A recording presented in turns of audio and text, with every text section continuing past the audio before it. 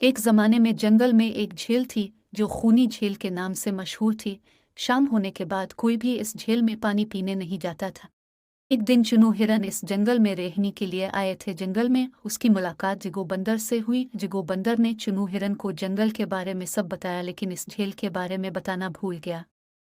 जगो बंदर ने दूसरे दिन जंगल के तमाम जानवरों से चुनू हिरन का तारुफ कराया। जंगल में चुनू हिरन का सबसे अच्छा दोस्त चीकू खरगोश बन गया था। जब चुनू हिरन को प्यास लगती तो वो इस झील में पानी पीता था। वो शाम को भी पानी पीता था। एक शाम जब वो इस झील में पानी पीने गया तो वो पानी में मुंह डालने ही वाला था कि इसकी नज़र एक मगरमच्छ पर पड़ी जो बहुत तेजी से उसकी तरफ चलता आ रहा था।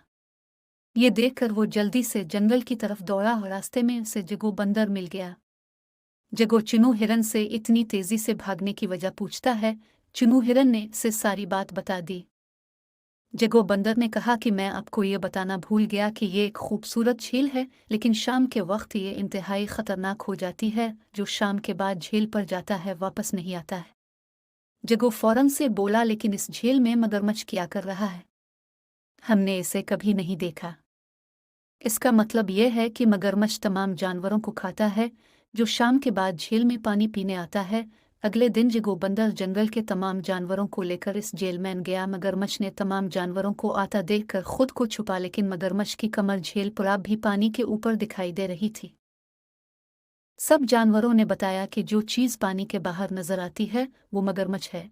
छूटिए, कोई पत्थर नहीं है, लेकिन हम उसे तभी कबूल करेंगे जब ये खुद बताएगा। ये सुन मगरमच्छ ने कहा कि मैं एक पत्थर हूँ। तमाम जानवरों को मालूम हुआ कि यह मगरमच्छ है।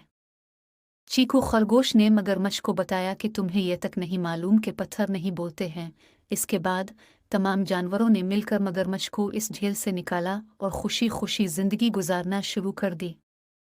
कहानी का इखलाकी सबक: इस कहानी से हम ये सीखते हैं कि अगर हमें बगैर किसी खौफ के एक साथ किसी भी मसले का सामना करना पड़ता है तो हम इससे निजात हासिल कर सकते हैं।